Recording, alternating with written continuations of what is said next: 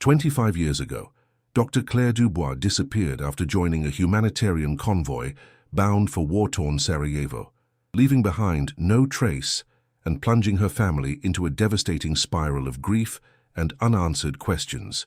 The 34-year-old French physician had volunteered with Médecins Sans Frontières, determined to bring medical aid to civilians trapped in the longest siege in modern European history.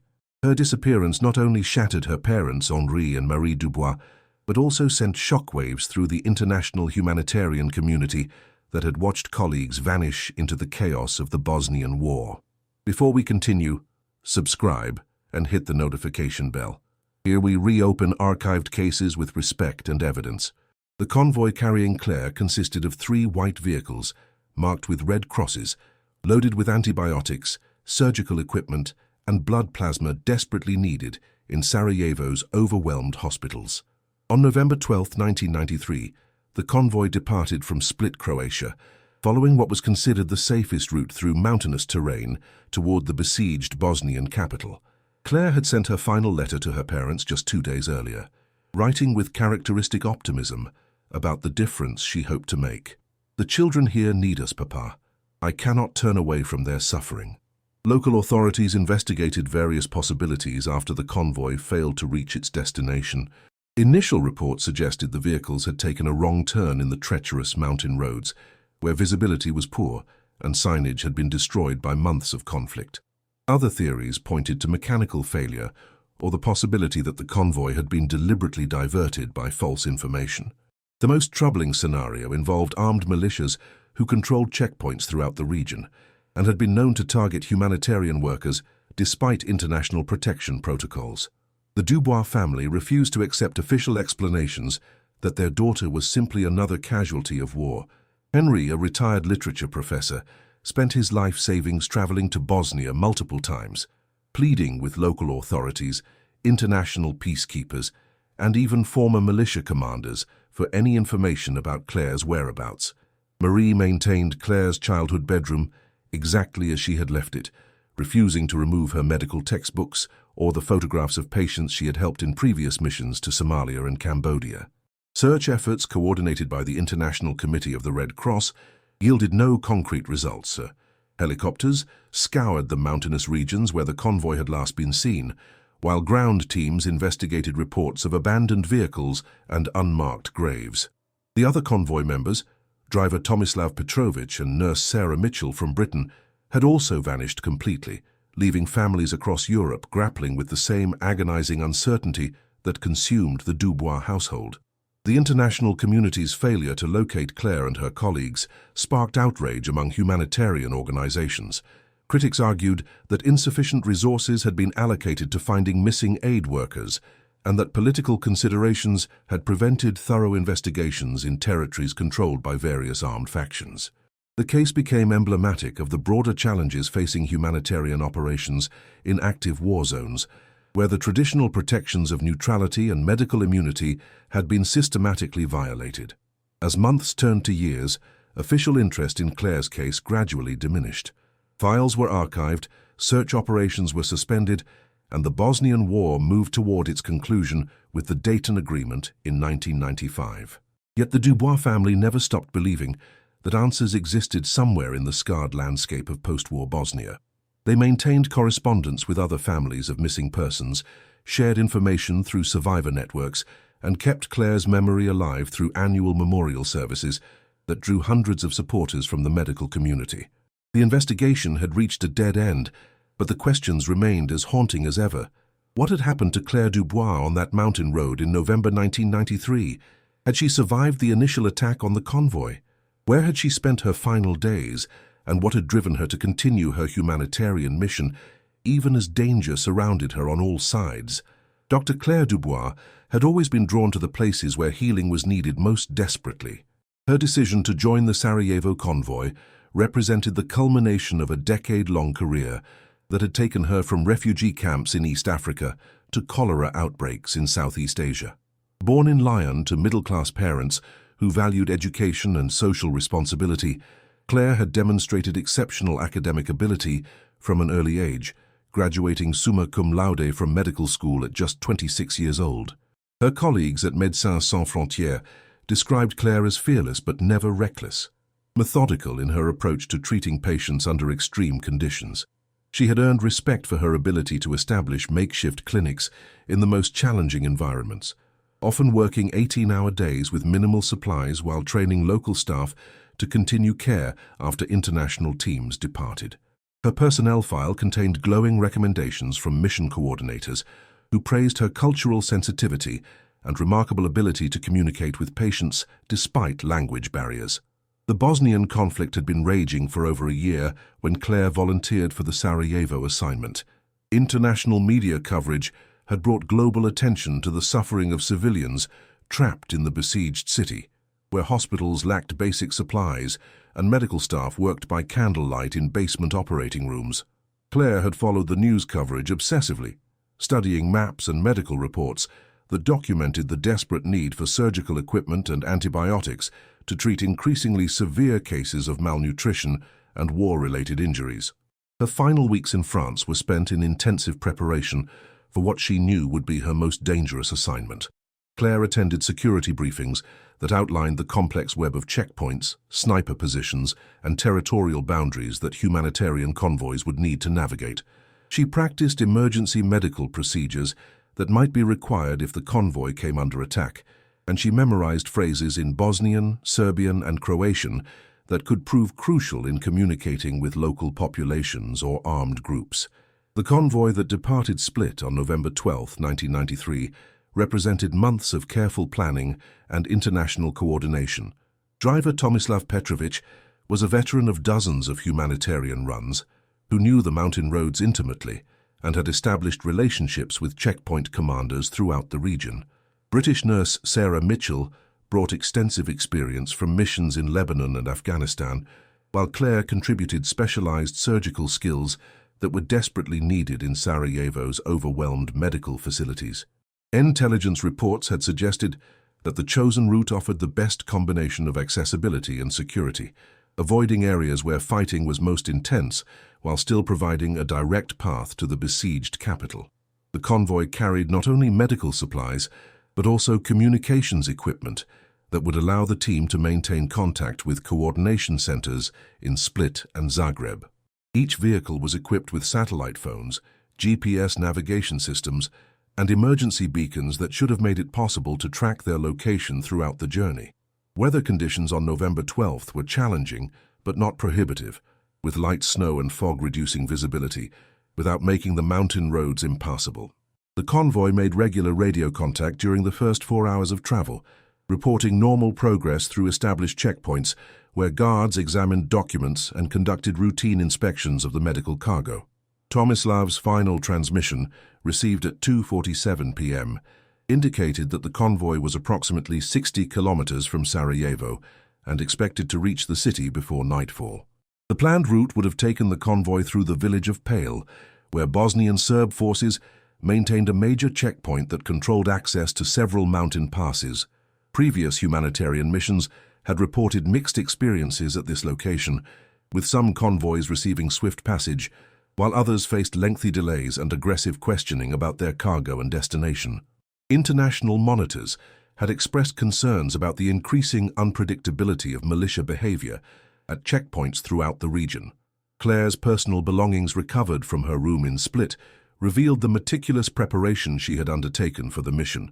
Her journal entries from the days before departure showed a clear-eyed understanding of the risks involved, balanced by an unwavering commitment to providing medical care to civilian victims of the conflict. She had written detailed instructions for her parents about financial arrangements and personal effects, suggesting that she harbored real concerns about the possibility of not returning from Sarajevo. The mountain road where Dr. Claire Dubois vanished had witnessed countless tragedies during the Bosnian War, but her disappearance would become one of its most enduring mysteries. The route through the Dinaric Alps represented a crucial lifeline for humanitarian operations, winding through terrain that had been contested by various armed factions since the conflict began. Local villagers who survived the war years would later describe an atmosphere of constant fear, where the sound of approaching vehicles could signal either desperately needed aid or imminent danger.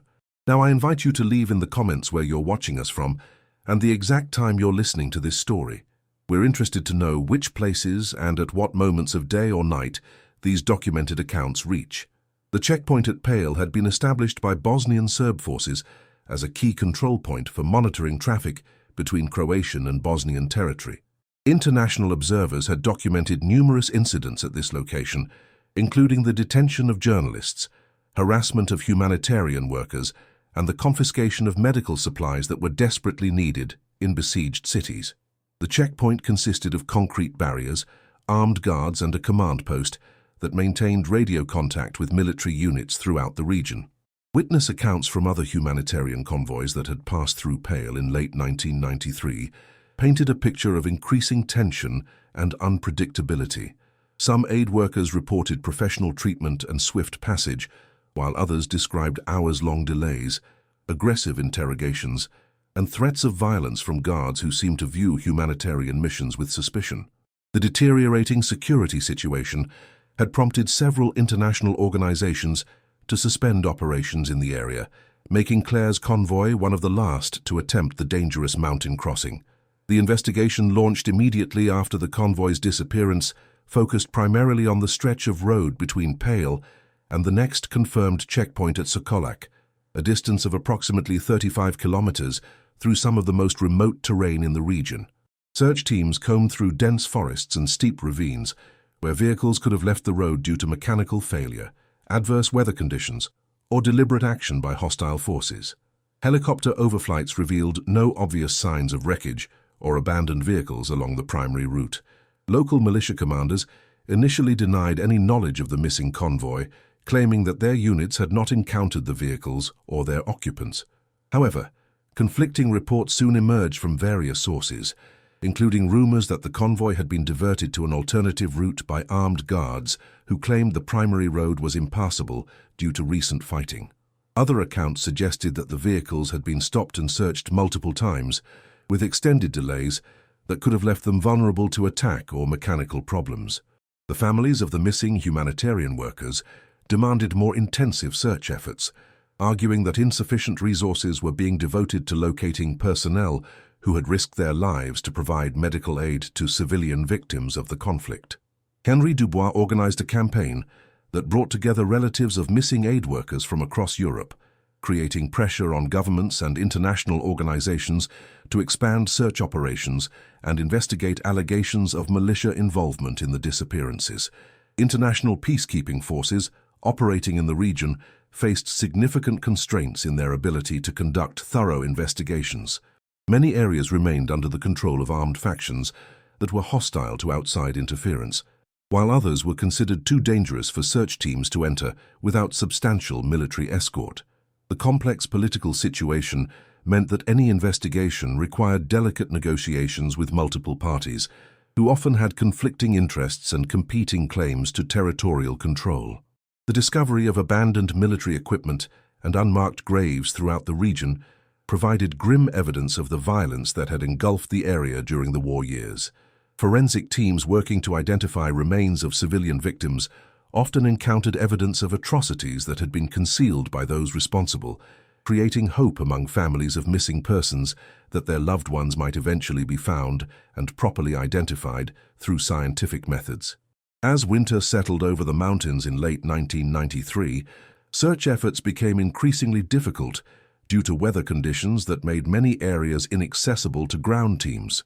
Snow cover obscured potential evidence, while freezing temperatures posed serious risks to search personnel operating in remote locations. The harsh conditions forced investigators to suspend operations until spring, leaving families of the missing to endure months of uncertainty and growing despair about the prospects for finding answers. The case of Claire Dubois and her colleagues became a symbol of the broader challenges facing humanitarian operations in active conflict zones, where the traditional protections of neutrality and medical immunity had been systematically violated by armed groups that viewed aid workers as potential threats or valuable targets for extortion and political leverage. The official investigation into Dr. Claire Dubois' disappearance gradually lost momentum as the Bosnian War moved toward its conclusion, leaving her family trapped in a painful limbo between hope and despair. The Dayton Agreement of 1995 brought formal peace to the region, but it also shifted international attention away from unresolved cases like Claire's toward the massive task of post-war reconstruction and reconciliation. For the Dubois family, however, the end of hostilities only intensified their determination to uncover the truth about their daughter's fate. Henri Dubois transformed his grief into methodical action, establishing contact with families of other missing persons throughout the former Yugoslavia. He learned Bosnian and Serbian through evening classes at the local university, believing that language barriers had hindered earlier investigation efforts. Marie channeled her energy into maintaining detailed correspondence with international human rights organizations, sending monthly letters that documented their ongoing search for information about Claire and pleading for renewed investigation efforts. The couple made annual pilgrimages to Bosnia, staying in modest guest houses while retracing the route that Claire's convoy had followed on that November day in 1993. They interviewed villagers who had witnessed humanitarian convoys during the war years, collecting fragments of information that official investigators had overlooked or dismissed as irrelevant. These conversations revealed a pattern of local knowledge that had never been systematically documented, including detailed observations about convoy movements, checkpoint procedures, and the behavior of various armed groups in the region. Local communities in post-war Bosnia were often reluctant to discuss wartime experiences with foreign visitors, particularly when those conversations involved potentially sensitive information about militia activities or civilian casualties. The Dubois family learned to approach these interviews with extraordinary patience and cultural sensitivity, often spending days in village cafes before residents felt comfortable sharing their memories of the conflict years. These efforts gradually yielded a network of contacts who provided valuable insights into the complex dynamics that had shaped events in the region. The search for Claire also brought the Dubois family into contact with international forensic teams working to identify remains discovered in mass graves throughout Bosnia. These scientists had developed sophisticated techniques for analyzing skeletal remains, personal effects, and DNA evidence that could potentially identify victims of war crimes and provide closure to grieving families. However, the sheer scale of the task meant that many cases remained unresolved years after the war's end, creating enormous backlogs that frustrated families seeking answers. Advances in satellite imagery and geographic information systems offered new possibilities for investigating wartime disappearances during the late 1990s and early 2000s. Researchers began using declassified military photographs to identify potential burial sites and hidden mass graves that had not been discovered through conventional search methods. The Dubois family provided detailed information about Claire's convoy route to these research teams, hoping that technological analysis might reveal clues that had been invisible to earlier investigators. The international community's approach to post-war justice in Bosnia focused primarily on prosecuting major war criminals and establishing truth and reconciliation commissions that documented large-scale atrocities. Individual cases like Claire's disappearance often received less attention, despite their significance to affected families and their potential value in understanding the broader patterns of violence that had characterized the conflict. This institutional priority created frustration among families of missing persons who felt that their loved ones had been forgotten by the same international system that had failed to protect them during the war. Media coverage of missing humanitarian workers declined significantly after the war's end, as public attention shifted to other international crises and domestic concerns. The Dubois family struggled to maintain press interest in Claire's case, organizing annual memorial services that drew smaller crowds each year, while attempting to generate coverage that might prompt new witnesses to come forward with information. They established a website dedicated to Claire's memory that included photographs, personal writings, and appeals for information about her disappearance.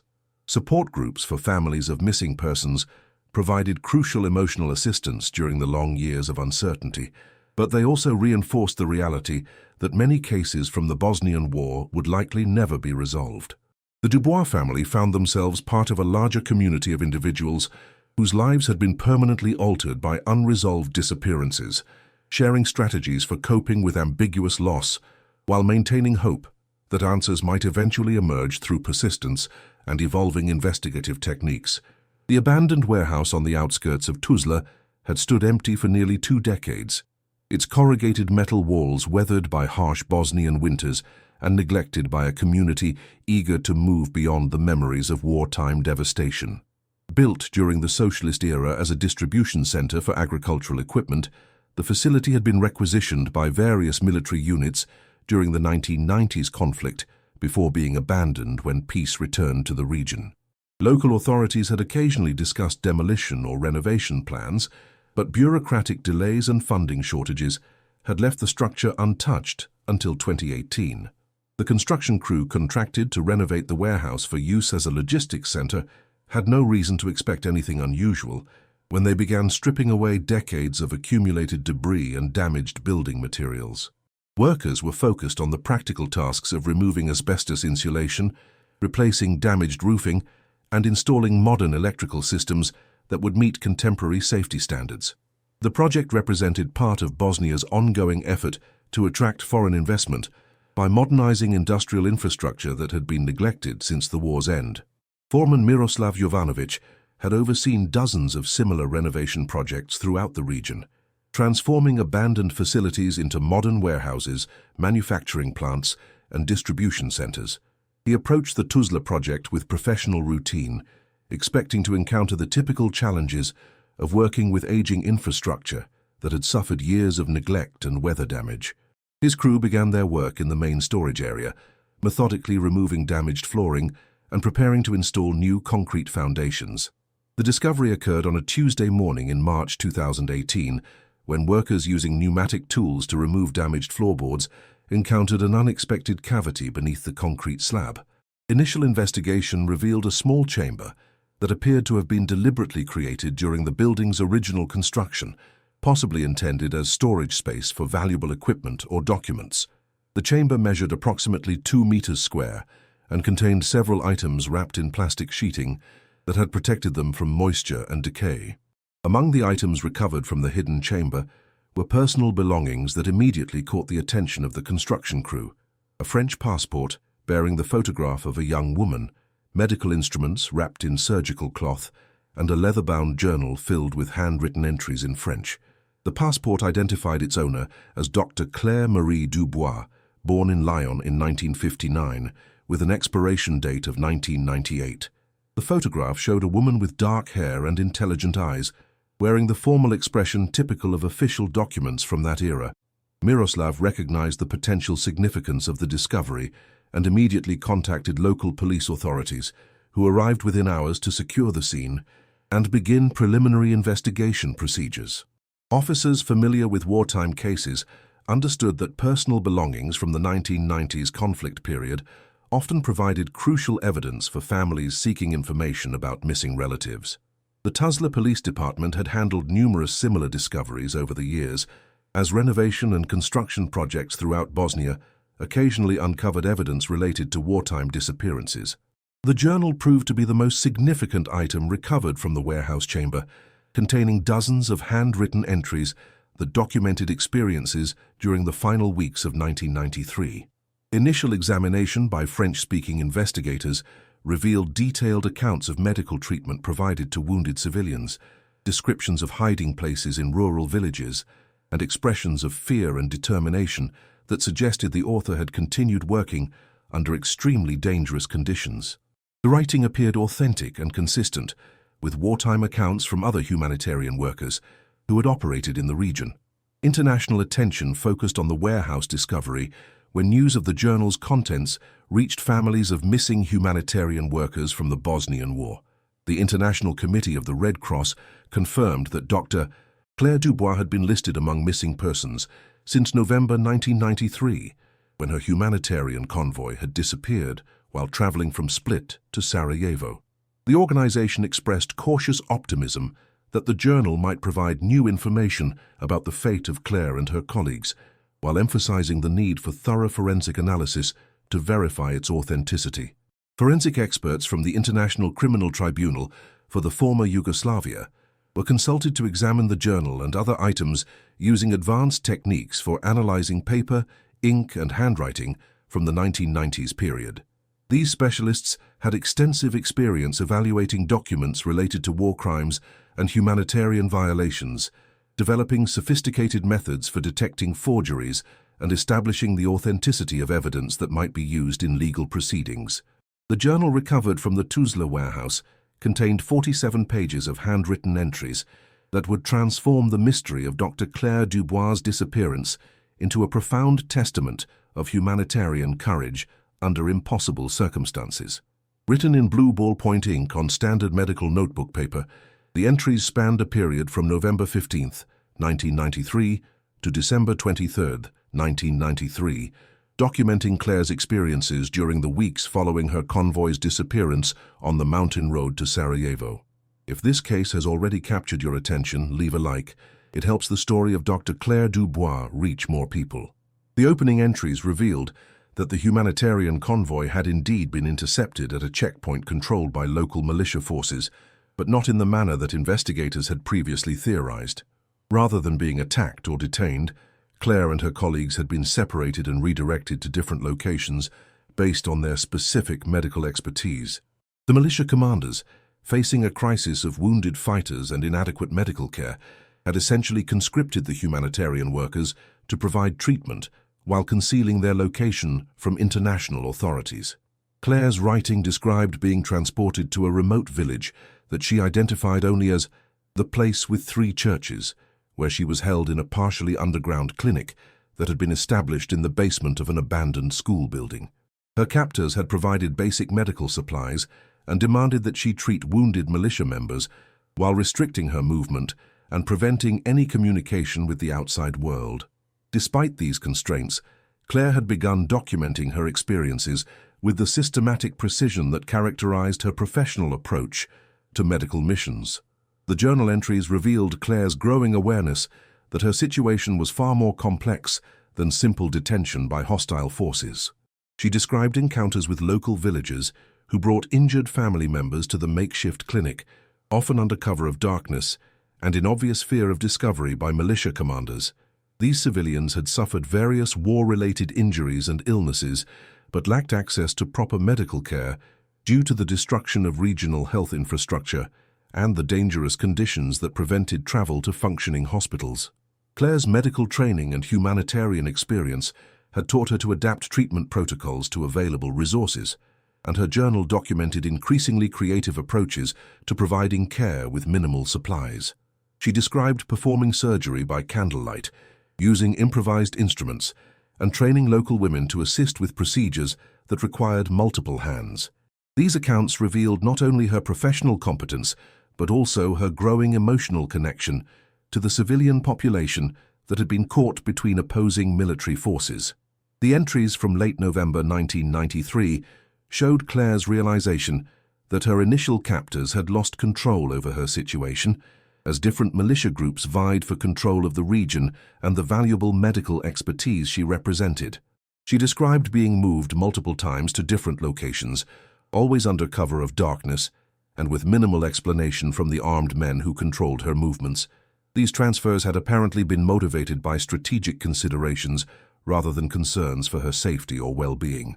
December entries in the journal revealed Claire's growing desperation as she witnessed the deteriorating conditions faced by civilian populations in the remote villages where she was being held. She documented treating children with severe malnutrition, elderly patients with chronic conditions that had gone untreated for months, and pregnant women facing childbirth without proper medical support.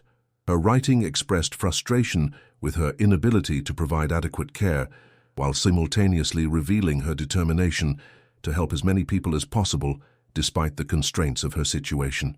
The journal's most poignant passages described Claire's internal struggle between her medical oath to provide care without regard to political considerations and her growing awareness that her work was being exploited by armed groups responsible for creating the humanitarian crisis she was attempting to address. She wrote extensively about the ethical dilemmas faced by medical professionals working in conflict zones, questioning whether her cooperation with militia demands made her complicit in the broader violence that was devastating the region. Later entries showed signs of increasing physical and emotional exhaustion as Claire's handwriting became less steady and her daily accounts more abbreviated. She described working 16-hour days with inadequate nutrition and minimal rest, while facing constant uncertainty about her safety and future prospects. Despite these challenges, she continued documenting cases of successful treatment and expressing gratitude for opportunities to alleviate suffering among the civilian population that had welcomed her despite the dangerous circumstances. The final dated entry, from December 23, 1993, revealed Claire's awareness that her situation had become increasingly unstable as military control of the region shifted between competing factions. She wrote about making preparations to hide her journal and personal belongings, expressing hope that her documentation of events might eventually reach her family and the international humanitarian community. Her final written words expressed love for her parents and pride in her decision to continue providing medical care, even under the most challenging circumstances imaginable. The final entries in Dr. Claire Dubois' journal painted a portrait of extraordinary medical dedication as conditions around her deteriorated rapidly during the harsh winter of 1993-1994. Her writing from late December revealed that the militia group controlling her movements had become increasingly desperate as military pressure from opposing forces threatened their territorial holdings. Claire found herself caught between competing demands: armed commanders who required her to treat wounded fighters, and civilian populations who pleaded for medical attention that could mean the difference between life and death for their family members. Claire's December 24th entry, discovered on a loose page tucked between the journal's final bound pages, described what she called the Christmas Miracle Clinic, established in an abandoned monastery outside a village she referred to only as the place where bells still ring. Local villagers had created a makeshift medical facility in the monastery's basement, bringing Claire supplies they had hoarded throughout the war years: clean bandages, antibiotic tablets saved from before the conflict, and surgical instruments that had belonged to a village doctor who had been killed earlier in the war. The monastery clinic represented Claire's most ambitious medical undertaking during her captivity, as she attempted to provide comprehensive care to a stream of civilian patients who had walked for hours through dangerous territory to reach her location. Her journal documented treating a 6-year-old boy with a severe respiratory infection, an elderly woman suffering from complications of diabetes, and a teenage girl who required emergency surgery after being injured by an unexploded munition while searching for firewood. Claire's writing revealed her growing realization that the local population viewed her not simply as a foreign doctor, providing temporary assistance, but as a symbol of hope that the international community had not completely abandoned them to their suffering. Villagers brought her gifts of homemade bread, preserved fruits, and hand-knitted scarves despite their own desperate circumstances, gestures that moved Claire to tears and strengthened her determination to continue working regardless of the personal risks involved. The journal's most remarkable passages described Claire's efforts to train local women to continue providing basic medical care after her anticipated departure or potential transfer to another location. She documented teaching wound cleaning techniques, medication dosage calculations, and emergency childbirth procedures to village women who had received no formal medical education but possessed the intelligence and dedication necessary to serve their community's health needs. These training sessions represented Claire's recognition that sustainable healthcare required building local capacity rather than simply providing temporary foreign assistance. January entries showed increasing signs of the physical and emotional strain that Claire was experiencing, as winter conditions made her work more challenging and dangerous. She described performing surgery in unheated buildings where water froze in surgical basins, treating frostbite cases among villagers who lacked adequate shelter, and managing her own declining health as inadequate nutrition and constant stress took their toll. Despite these hardships, her writing continued to express gratitude for opportunities to practice medicine and alleviate suffering among people who had nowhere else to turn for help. The journal's penultimate entry, dated January 15, 1994, revealed Claire's growing awareness that her safety was becoming increasingly precarious as military activities intensified throughout the region. She described hearing artillery fire during the night and witnessing the evacuation of militia commanders who had previously ensured her protection from other armed groups operating in the area. Local villagers had begun urging her to flee to safer territory but Claire expressed reluctance to abandon patients who depended on her care and lacked access to other medical assistance.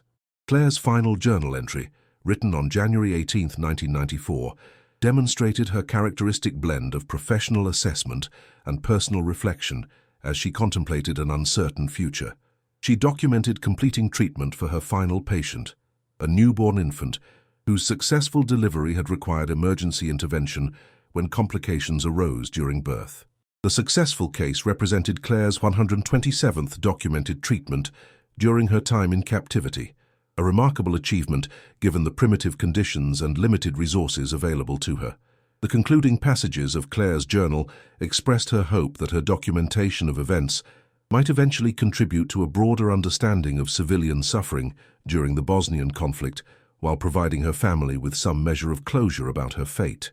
She wrote about hiding copies of her medical records in multiple locations, believing that future investigators might find value in her detailed accounts of treating war-related injuries and the improvised medical techniques she had developed under extreme constraints.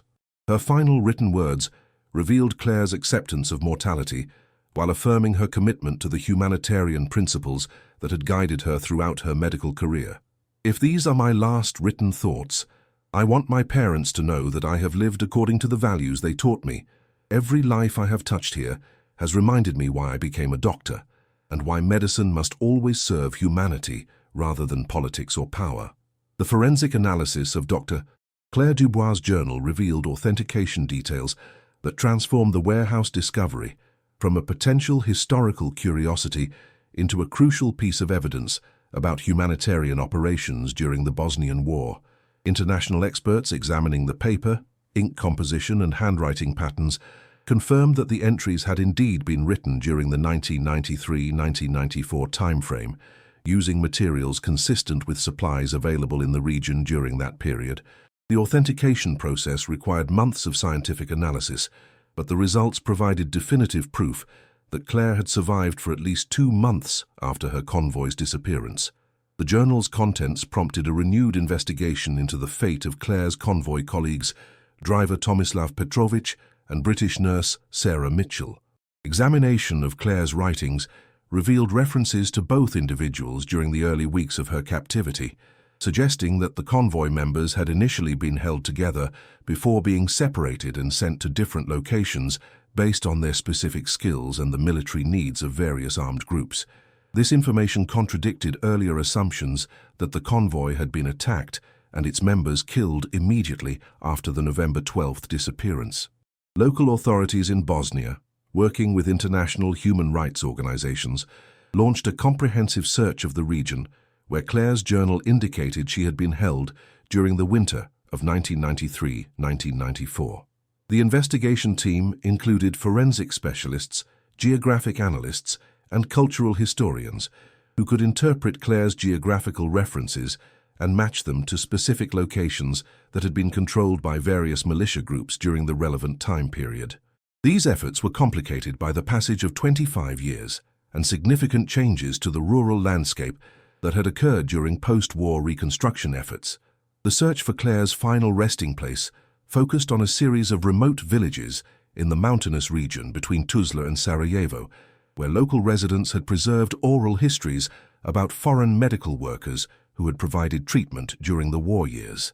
Interviews with elderly villagers revealed consistent memories of a French woman doctor who had worked in hidden clinics and taught local women basic medical techniques. These accounts corroborated details from Claire's journal, while providing additional information about her final weeks that had not been documented in her writings. Archaeological excavations conducted at 3 monastery sites mentioned in Claire's journal yielded evidence of wartime medical activities, including surgical instruments, medication containers, and improvised medical equipment that matched descriptions from her writings. However, the search teams found no human remains that could be definitively linked to Claire or her colleagues, suggesting that their final disposition had occurred at locations not documented in the recovered portions of her journal or in the oral histories collected from local residents. The investigation's most significant breakthrough came through analysis of Claire's medical records, which had been meticulously maintained throughout her captivity and provided detailed documentation of 127 individual patients she had treated during the winter of 1993-1994. Cross-referencing these records with survivor databases maintained by various humanitarian organizations revealed that several of Claire's former patients were still alive and living in the region. Interviews with these individuals provided first-hand accounts of Claire's medical work and personality during her final months.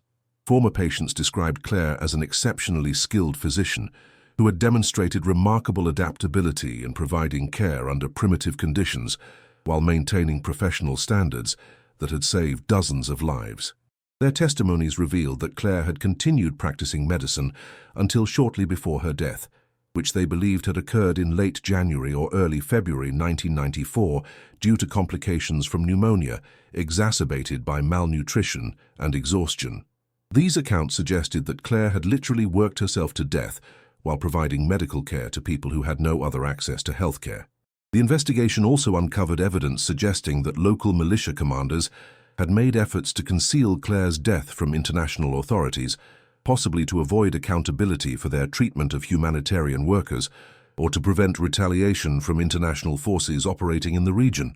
Documents recovered from former militia headquarters indicated that several commanders had been aware of international efforts to locate missing humanitarian workers and had taken steps to prevent discovery of evidence that might implicate them in violations of international humanitarian law. The broader implications of Claire's journal extended beyond her individual case to illuminate systematic patterns of abuse faced by humanitarian workers throughout the Bosnian conflict. Her detailed documentation of being forced to provide medical care to military personnel while being denied communication with international authorities represented clear violations of Geneva Convention protections for medical personnel in conflict zones. These revelations prompted calls for improved protection mechanisms for humanitarian workers operating in active war zones and better accountability measures for military commanders who violate international humanitarian law. The discovery of Dr. Claire Dubois' journal in 2018 provided her family with the closure they had sought for 25 years, while simultaneously transforming her story into a powerful symbol of humanitarian dedication that transcended the specific circumstances of the Bosnian War. Henri and Marie Dubois, now in their 80s, traveled to Bosnia for the first time since their daughter's disappearance to visit the villages where she had provided medical care during her final months. Local communities organized memorial ceremonies that honored Claire's sacrifice, while celebrating the lives she had saved through her extraordinary commitment to healing others under impossible circumstances. The authentication of Claire's journal prompted renewed international attention to the broader issues surrounding protection of humanitarian workers in conflict zones. Her detailed documentation of being forced to provide medical care while being denied communication with international authorities became a case study used by human rights organizations advocating for stronger enforcement of Geneva Convention protections.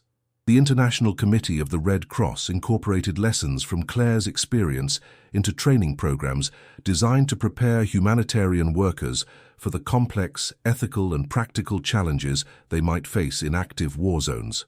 Claire's medical records, meticulously maintained throughout her captivity, provided invaluable insights into the treatment of war-related injuries and the adaptation of medical procedures to resource-constrained environments.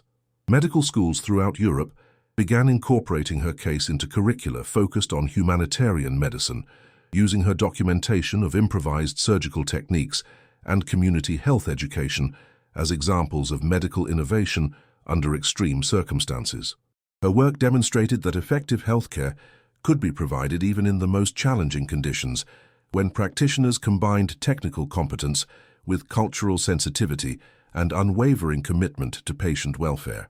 The villages where Claire had worked during the winter of 1993-1994 established a memorial clinic that provided free medical care to residents who could not afford treatment at larger regional hospitals.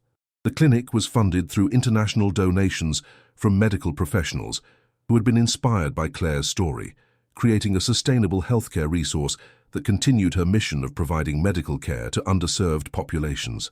Local women who had been trained by Claire during her captivity served as the clinic's first staff members, passing on techniques they had learned from her to a new generation of healthcare providers. Claire's journal was eventually published in multiple languages, with proceeds from its sale supporting humanitarian medical programs throughout the former Yugoslavia and other conflict-affected regions worldwide. The book became required reading for medical students specializing in international health and humanitarian assistance, while also reaching general audiences who were moved by Claire's combination of professional competence and personal courage.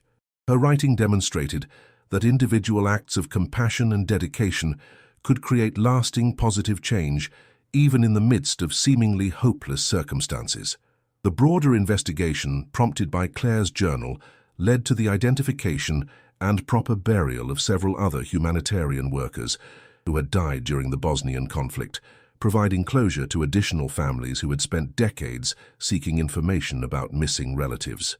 International forensic teams developed improved techniques for locating and identifying remains of humanitarian workers based on lessons learned from the Claire Dubois case, creating protocols that have been applied to similar investigations in other post-conflict regions worldwide.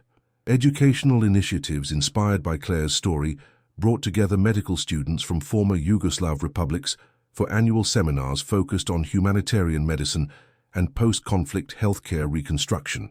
These programs emphasized the importance of international cooperation in addressing healthcare challenges, while honoring the memory of individuals like Claire, who had sacrificed their lives to provide medical care across ethnic and political boundaries.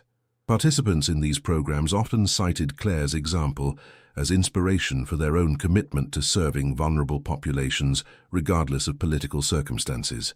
The monastery where Claire had established her final clinic was restored through international donations and converted into a regional medical training center that provided continuing education for healthcare workers throughout rural Bosnia. The center's curriculum emphasized community-based healthcare approaches and the adaptation of medical techniques to resource-limited environments, principles that Claire had demonstrated through her work during the war years. Medical professionals from around the world visited the center to study Claire's documented techniques, while contributing their own expertise to ongoing healthcare programs in the region. Claire's parents established an annual scholarship program that supported medical students from conflict-affected regions who demonstrated commitment to humanitarian service. Recipients of the Claire Dubois Scholarship committed to spending at least 2 years providing medical care in underserved communities, continuing the mission that had defined Claire's career and ultimate sacrifice. The scholarship program created a network of healthcare providers who carried forward Claire's values while adapting her approaches to contemporary challenges in global health and humanitarian assistance. Subscribe to our channel to explore more archived and disturbing cases. Thank you for following the story of Dr. Claire Dubois. See you in the next video. The rediscovery of Claire's journal proved that even in the darkest circumstances, individual acts of healing and compassion could create legacies that endured far beyond the specific conflicts that had created them. Her story became a testament to the power of medical dedication and humanitarian service to transcend political boundaries and cultural differences, inspiring new generations of healthcare providers to continue the eternal mission of healing humanity's wounds regardless of the personal costs involved. 25 years after Dr. Claire Dubois vanished on a mountain road in war-torn Bosnia, her rediscovered journal revealed a truth more powerful than any family could have imagined. Claire had not died in the Convoy attack as initially feared, but had spent her final months as a captive healer, treating over 127 patients in hidden village clinics while documenting her experiences with the methodical precision that defined her medical career. The weathered pages found beneath the floorboards of an abandoned warehouse in Tuzla contained more than just the final testament of a missing doctor. They held the blueprint for a new understanding of humanitarian courage under impossible circumstances. Claire's detailed accounts of performing surgery by candlelight, training local women to continue medical care, and maintaining professional standards while facing starvation and exhaustion became legendary within the international medical community. Her parents, Henri and Marie Dubois, finally received the closure they had desperately sought through decades of unanswered questions and sleepless nights. But Claire's story transcended personal tragedy to become a beacon for humanitarian workers worldwide. The clinic established in her memory continues operating in rural Bosnia, staffed by women she trained during those final winter months of 1993-1994, their techniques passed down like sacred knowledge from teacher to student. Today, medical schools across Europe require students to study Claire's improvised surgical procedures and community health education methods. Her journal has been translated into 17 languages, inspiring a new generation of doctors who understand that healing is not merely a profession, but a calling that transcends political boundaries, ethnic divisions, and personal safety. The mountain road where Claire disappeared now bears a small memorial plaque worn smooth by weather and time. Local villagers place wildflowers there each November 12th, remembering not just a missing French doctor, but a woman who proved that even in humanity's darkest hours, the commitment to heal others can illuminate paths toward hope and redemption. In the end, Dr. Claire Dubois achieved something that few humanitarian workers ever manage. Her death became more powerful than her life, transforming personal sacrifice into lasting institutional change that continues saving lives 25 years after her journal's final entry. Her story reminds us that true healing extends far beyond individual patients to touch entire communities, generations, and the very soul of what it means to serve others without counting the cost. The warehouse in Tuzla stands renovated now, serving as a modern logistics center. But those who know the story understand that its most important cargo had already been delivered. A message written in blue ink on medical notebook paper, proving that some acts of compassion echo through time with the persistence of prayer and the endurance of love itself.